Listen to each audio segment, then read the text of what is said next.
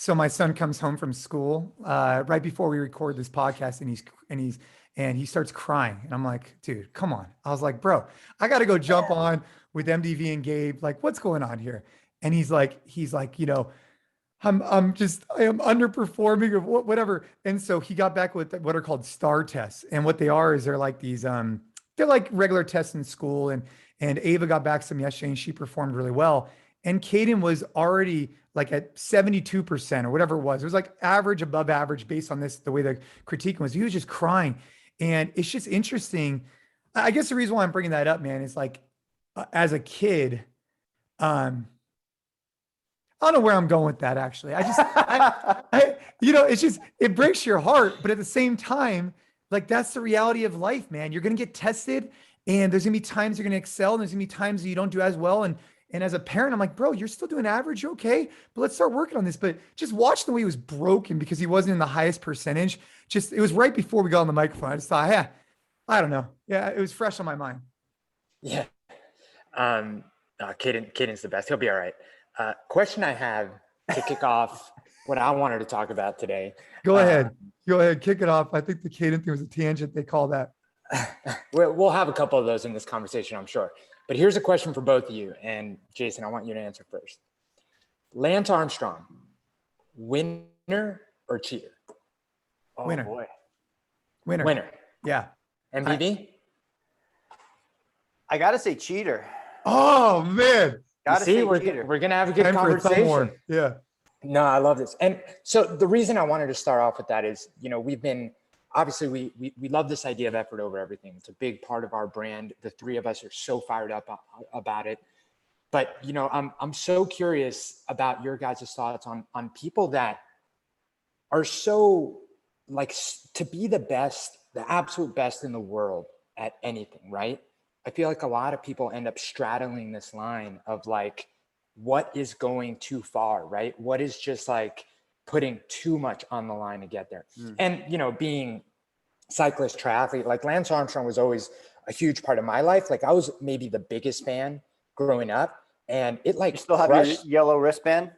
No more. No, now it's a Nigu one. No, Nigu.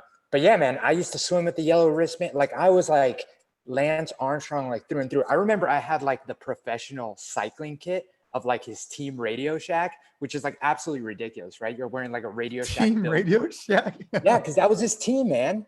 And it crushed me. I remember I was so upset at like when everything came out about, like him doing PEDs and everything.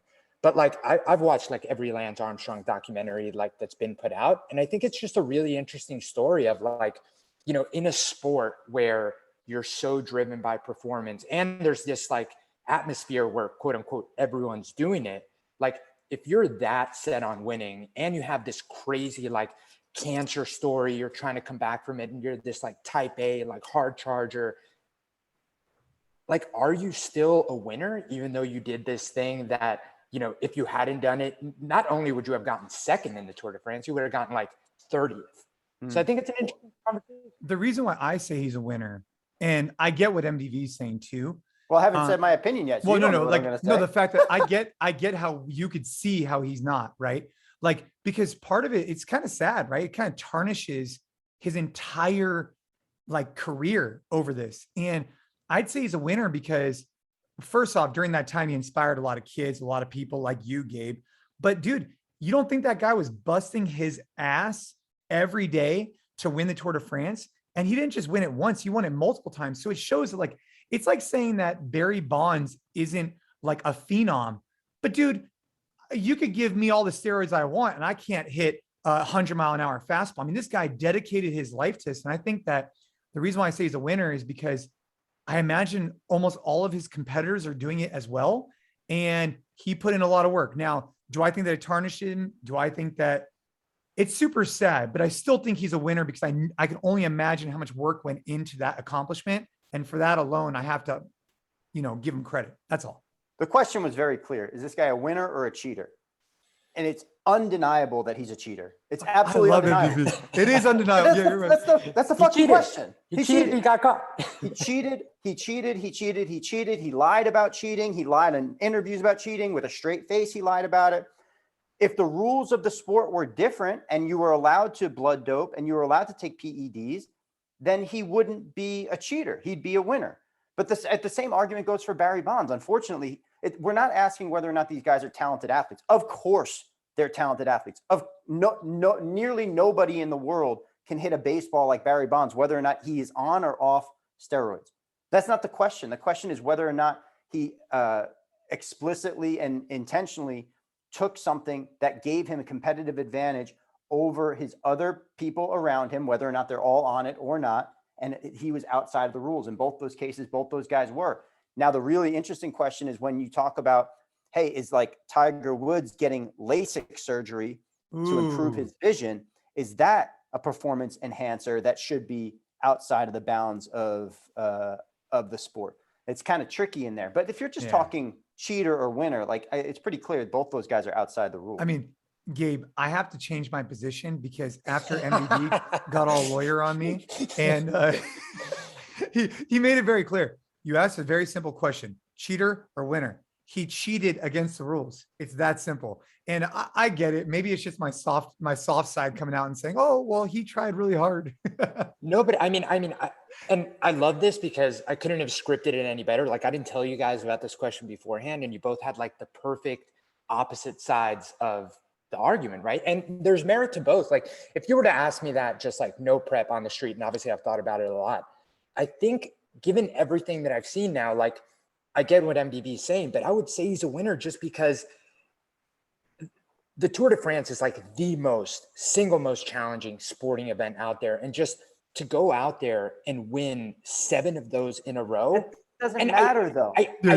I get it. It has no bearing on the question whatsoever. That would be like ask if let's say like Matt Frazier got popped after the fact. And you're like, hey, it was Matt Frazier, doing steroids, and was he a loser, or was he a cheater, or was he a winner? You'd be like, no, that guy cheated. That's how he won. Like it had an impact. But I'm not saying that he does that, not at all.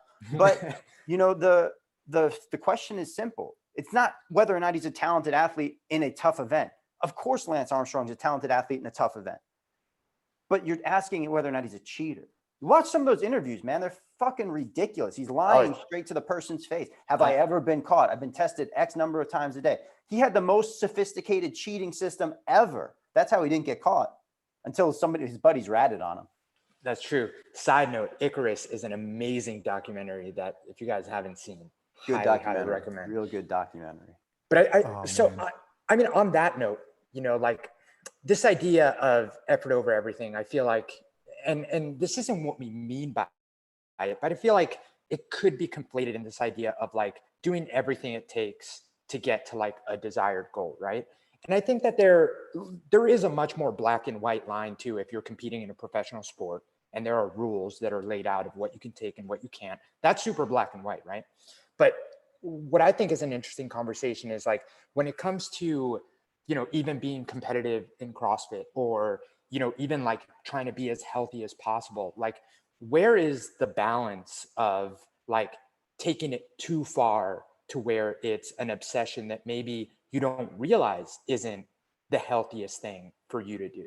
And I think it's an interesting conversation because me and my wife, Ariel, were actually having it the other day where we were saying, at what point, like all these little health things that we do, and I know Jason's brought it up to me a couple of times, at what point are like all these like health hacks and not eating this and like eating this, like at what point are the returns that you're getting on it so minimal that it's almost being like too one-sided in one direction, if that makes sense? It's a tough conversation to have without having an understanding of the person's goals and how close or far away they are from that goal. And then also the size of the magnitude of the goal.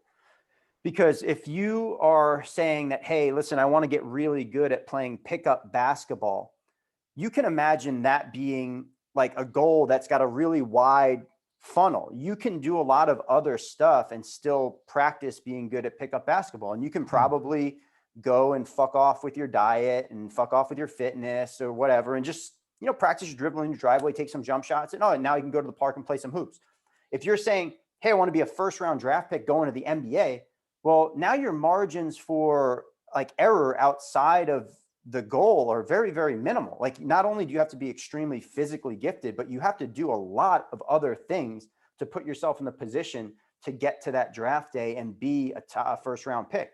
You probably have to pay high attention to your fitness, your nutrition, your recovery. You have to be doing things that are going to give you a competitive advantage that are within the rules. You have to be exploring alternative options for therapy on your body and stuff like that. That, to me, depending on the goal, is how you have to frame that conversation. Yeah, maybe that person who's trying to get to the NBA, maybe they can't have this one specific thing because it makes them feel bloated and they can't play right. Maybe that doesn't matter for the person who's just trying to play pickup hoops. Yeah, I mean, I think, looking at it from a CrossFit Games perspective, you make certain sacrifices based on the goals that you want, and it's all based on what you want. And I think where it becomes difficult is when you start putting additional pressure on yourself to always be trying to optimize. And then it becomes so much that you're like, I guess it's like, you got to pick and choose your battles is what I'm saying. If you want to be healthy, if you want to live a positive lifestyle, for me, I have to pick and choose. Like, for example, if I do sober October, for example, that's something that I would like to do. But then when I talk to my wife, she doesn't want me to do it because for her, she enjoys this social thing like we've talked about having a glass of wine, a couple days a week. And for her, there was many, many years in our relationship that I did hold the line. And I said, hey, look, I'm not going out. I'm not doing this. I'm not doing that. And it actually kind of stressed our relationship a little bit. I remember one night I was getting ready for regionals. I was really, really training. And she wanted to go like a friend's birthday party, whatever it was. And I went over there and I wasn't drinking, but I was just, kind of vibing, whatever, but I wasn't drinking. I wanted to go home pretty early because I had an early training session in the morning.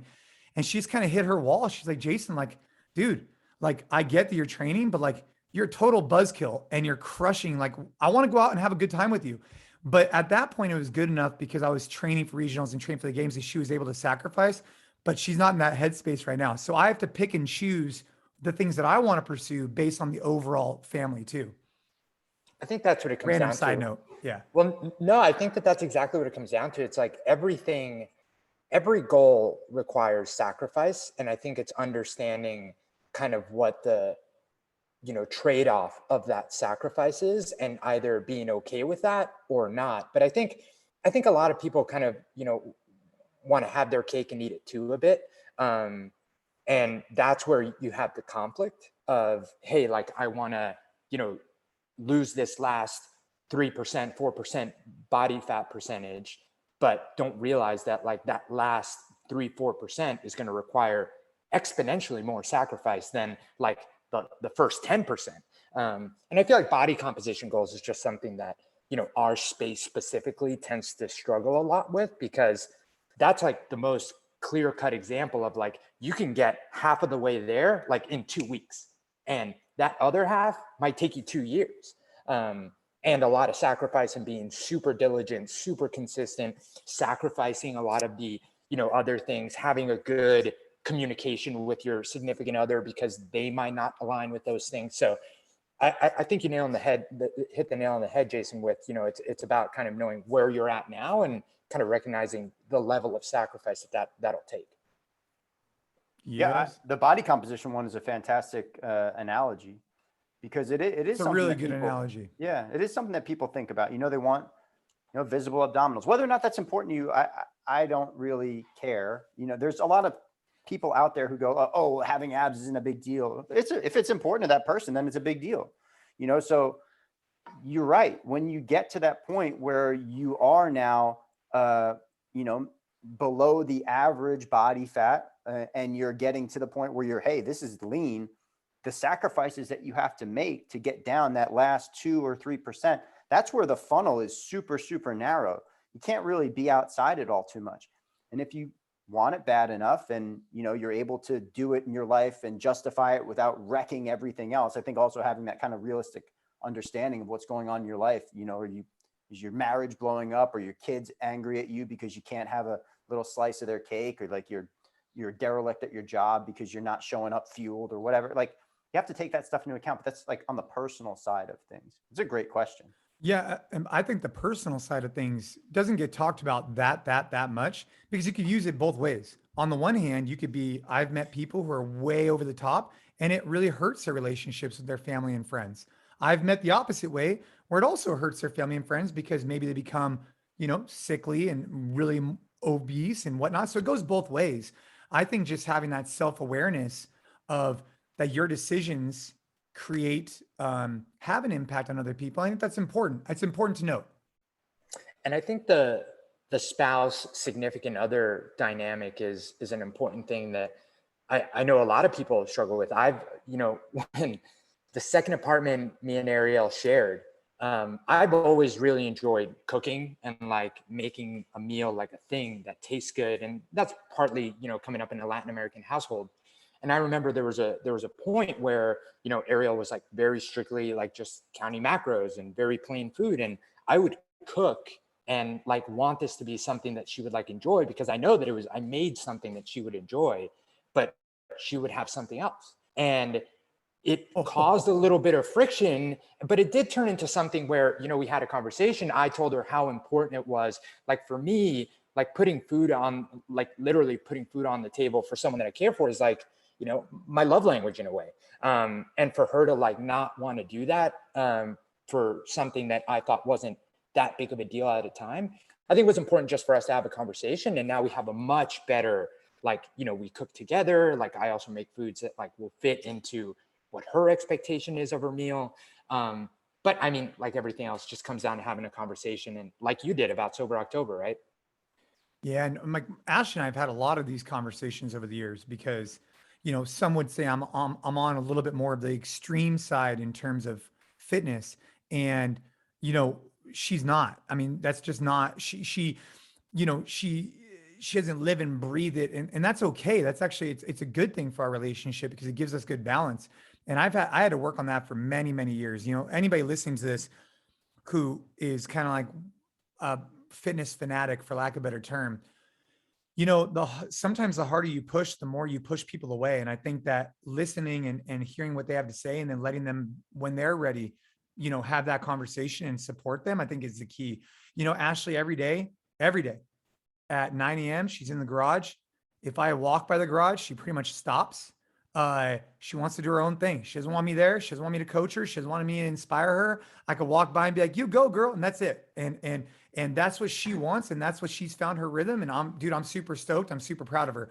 But if I try to go in there and try and like, give her a workout, whatever, boom, she just gets pushed away. So, yeah.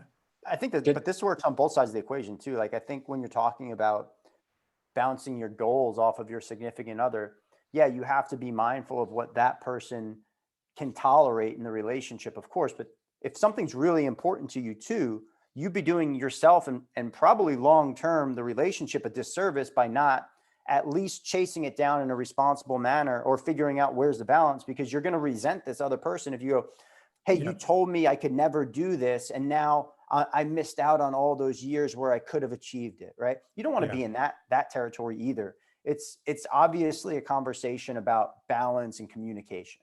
Yeah, no, you're spot on. I mean, using myself as an example, every year at the CrossFit Games, we would finish the CrossFit Games, we'd go on vacation, and then on that vacation, we would set up a day at the end of it or actually when we got back, we don't do it then, where we formally sat down and talked about the next season.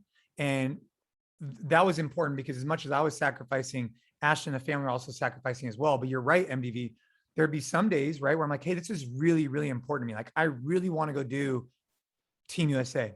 Like, will you support me on this? And it's like, oh yeah, great.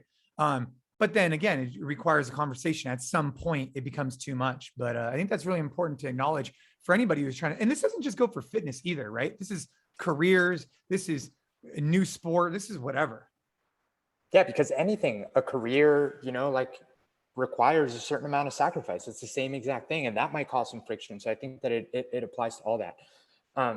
Speaking of career, the other thing that I was super curious to dive in with you guys is, we talk about leadership a lot. And I know that a lot of people that tune in are head coaches, gym owners, aspiring to be in those positions. And regardless, like just leadership qualities are important nonetheless. And one thing that I was listening to on a podcast with Jocko actually today was this idea of So Steve Jobs was known for being this like incredibly hard ass, like would make firing like a big deal.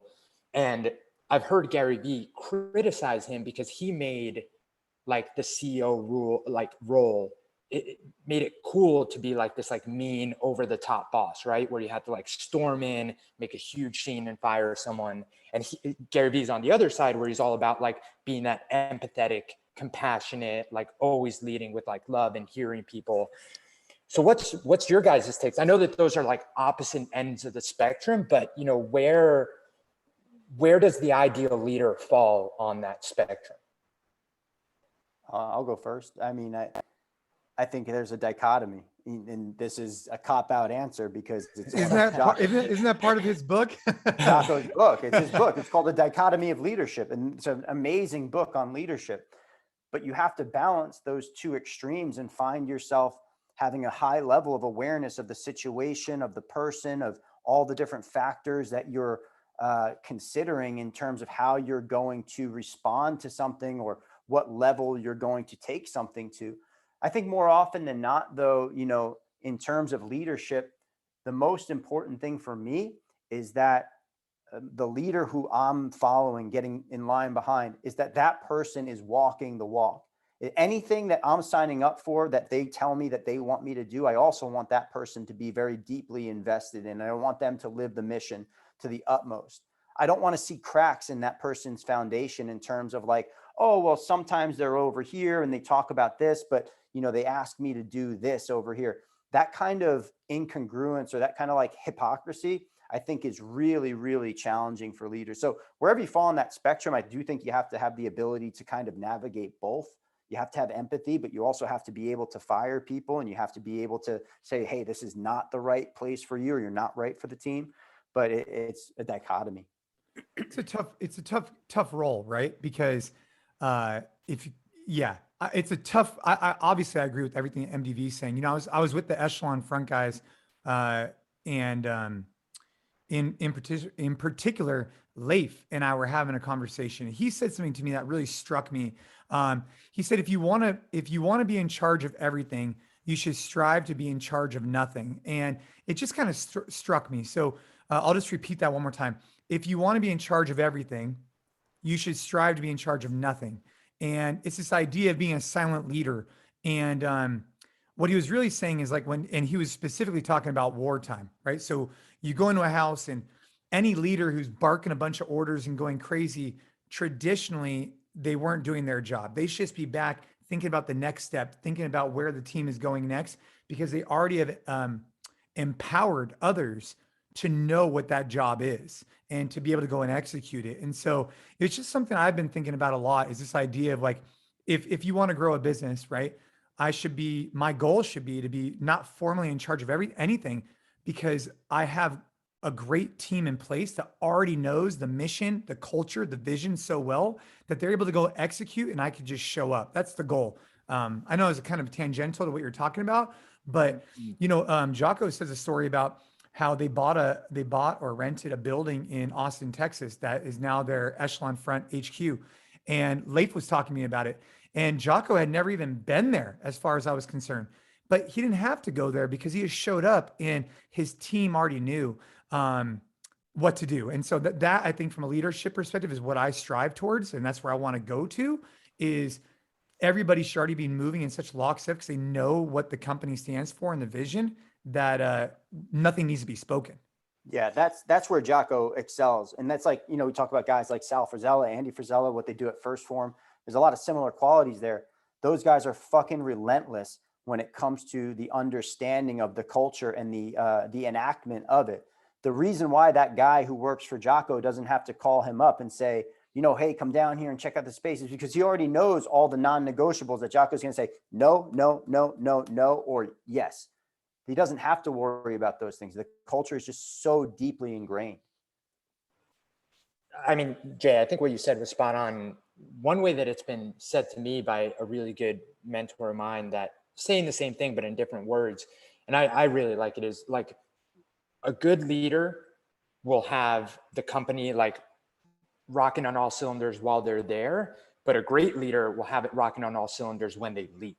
right? And it's the same idea of you shouldn't be this person that like is the only one that can do all these things. And if for some reason you were to either, leave or, hit by a bus or whatever, or disappear, that the company would fall apart.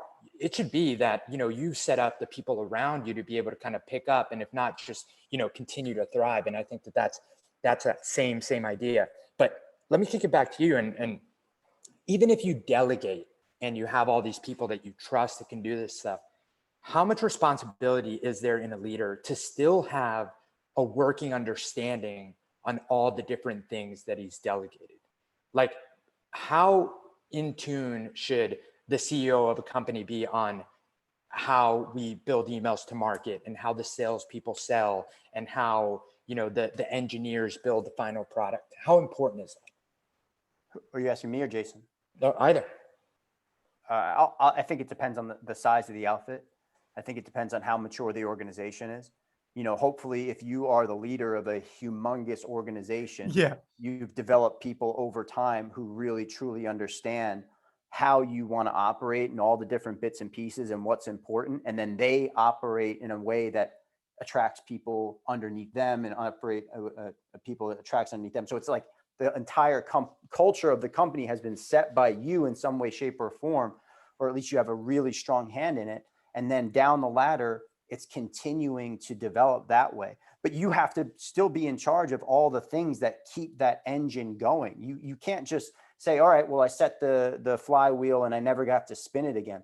You still have to be investing in the people and the development of the culture, and making sure that they have all the things and the tools and the resources that they need to be successful.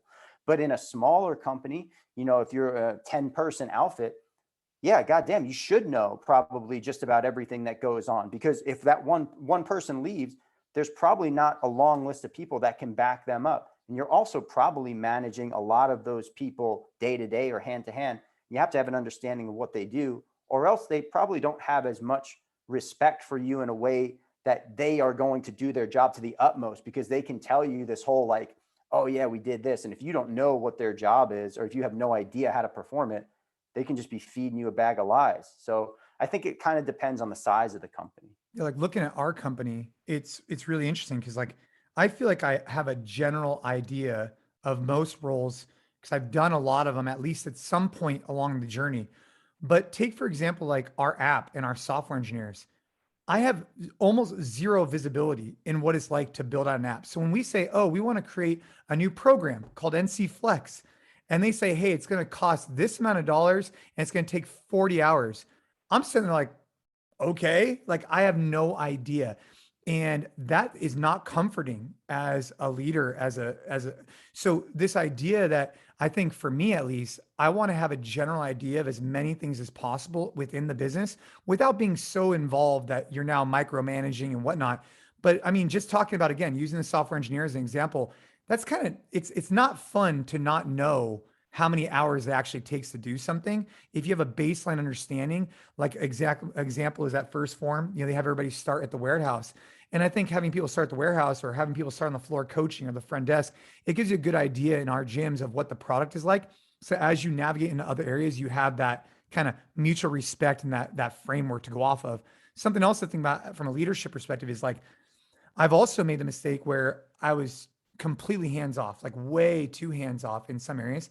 And at times when someone wasn't doing it right, I wasn't as aware of it. And it took me a long time to go back and right some potential wrongs because I just wasn't involved at all. So having a baseline idea, I think, is important in that sense. Otherwise, you end up with hundreds of thousands of dollars in inventory of double XL shirts and extra small shirts. But no, I'm not bitter about it at all. But it's kind of like taking your car into the mechanic. And if you don't have a strong understanding of how a car works, that guy's going to open up the hood and be like, 10 G's. Well, you can't really just take them at face value for that. You probably have to go and do your due diligence or get a better understanding of like, well, what is actually the issue here? Can I gut check this against somebody else? Can I bring it to a shop for a second opinion? And, in terms of like that, when we're working with the app developers, like we should be doing our due diligence. If they show up and go, hey, it's going to cost 40 hours and 40 G's, be like, sounds a little dicey, but okay. Like, no, we should check. We should go and see like what's up. Yeah. And the context for that question, and this is an interesting thing that I had no idea. Apparently Elon Musk like does a lot of the like low level engineering for Tesla. Like he is an incredible, like just basic engineer. And not that he's not an incredibly smart person. And he actually is the one that like will figure out how to troubleshoot a lot of the, you know, things that people just can't figure out. But he works like on the actual engineering. And it's said that that's a big reason why he's such a charismatic leader at Tesla, because he's literally like in the front lines, you can say, like really kind of like building it. And he's really well known for like spending, you know, the night down on the factory floor and stuff like that. So interesting example where it's like a really big company and he's kind of built this persona being the charismatic leader by, you know, doing the most basic foundation job that company has to do. Something to be said about that too. I think you can gain a tremendous amount of respect from your people by rolling up your sleeves and getting your hands dirty and, you know, being involved at that level with the product. And, you know, with Elon, he's definitely obviously one of the smartest human beings on planet Earth, you know, but when Jocko's selling gis and stuff like that, he's not an expert in sewing. He's an expert in jujitsu. Yeah. So, you know, when he's going out there and putting on echelon front events, or he's writing the next book, he's very rolling up his sleeves and getting his hands dirty with that kind of stuff. I think it kind of depends a little bit in that case on like what your particular skill set is and like what you're looking to accomplish by doing that thing. I think that Elon probably has some ulterior motives in doing that, in showing the people that, hey, he still is very involved in this, and this is how important this is, and this is the level of excellence that I'm going to demand out of it. But it also is like probably enjoys it. He probably doesn't like all the board meetings and stuff like that. Probably likes programming. It's like, I like coaching, right? So I'm in our gyms, I coach, I take class every day. So I enjoy doing those things. So it's not like a big deal, but I think it also adds value from a business perspective as well. Well, I mean, on that note, should a gym owner ever be coaching 0 hours on the floor? Well, I think it depends. I think MDV brought up a really good point, which is I think it depends on what their strong suit is. So I think for me, I think that, you know, a strong suit that I bring to the table is I think I could coach an okay class. So assuming that's the case, I want to go out there and I want to be able to walk the walk, talk the talk, so that when the team is looking for inspiration, or if the team doesn't have to ask like, hey, does that guy know how to coach? If I'm asking them to coach, I'm going to be able to back it up. That being said, if it wasn't a strong suit, so for example, if we were talking about maybe a subject that I wasn't as comfortable in, perhaps I wouldn't put myself out there as much, but our product is coaching. And so for me to be able to do that, it feels good from an organizational perspective. Yeah. Jason, you're a fantastic coach. Let's not mince words there. You're one of the best. If you weren't great, it would be really hard for you, I think, to talk to people with a straight face about, hey, this is what I want you to do when you take the floor, or this is what I think about coaching. It's tough because then there's that disconnect between the people who are doing the job and then you as the leader who's trying to grasp at straws to lead these people. And they go, well, this guy doesn't actually fucking know what's going on. He has no connection to what we do. He doesn't understand it. Yeah, he's come to the gym every now and again, but his strong suit is X, Y, or Z. I think if there's that gap, if you're the leader there, you have to have the foresight to go, I need to probably bring somebody onto the team or promote somebody to be the person who leads in that specialty area.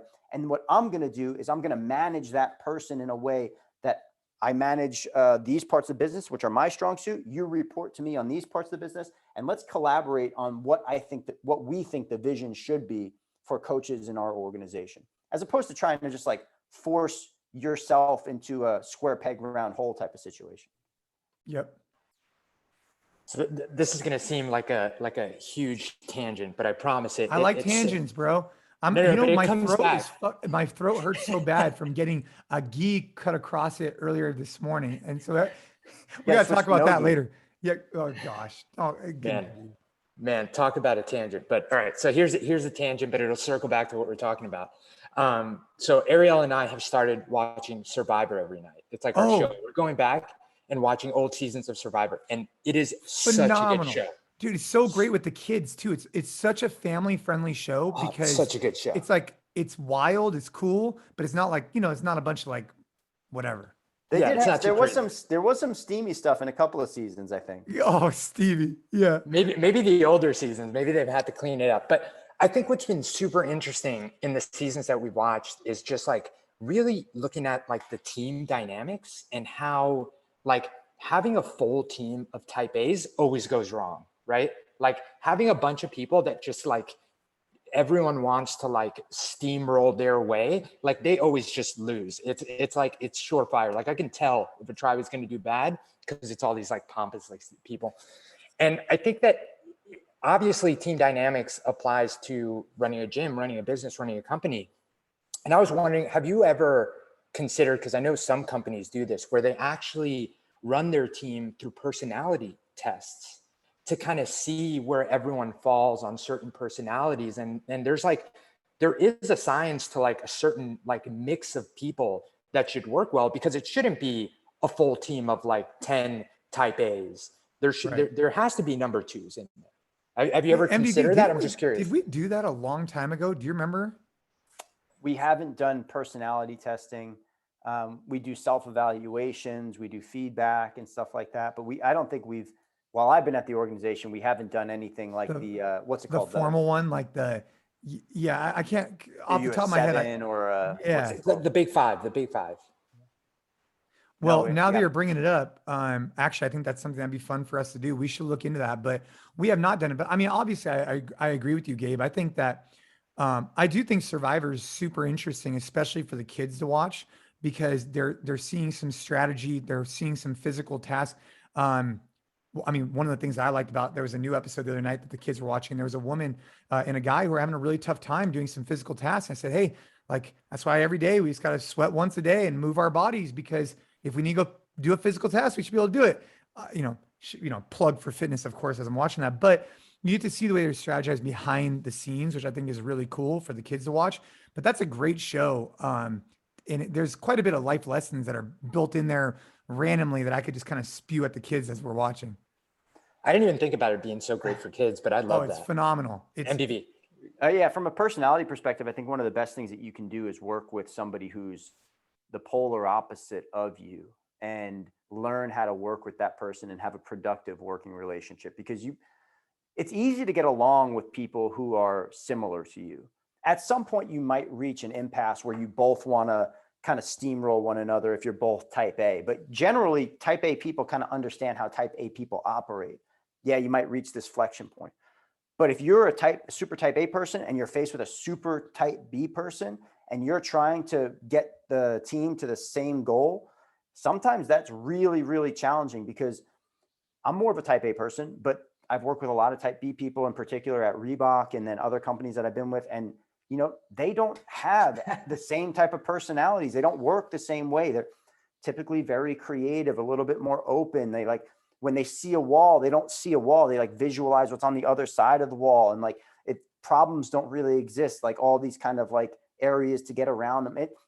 For me, being very practical, it's tough to work in that environment, but I've done it and not always been successful in it. I've definitely had my challenges, but it's definitely one of the best things that you can do is if you are faced with working with somebody who is very opposite to you, is just have an open mind about it and just see what it feels like to be with that person, what ideas they're going to bring up, and don't have that knee-jerk reaction where you go, no, this would never work. And that works for both sides too. A type B person, when they face with a type A, they don't typically just like the next easiest or the next most efficient solution.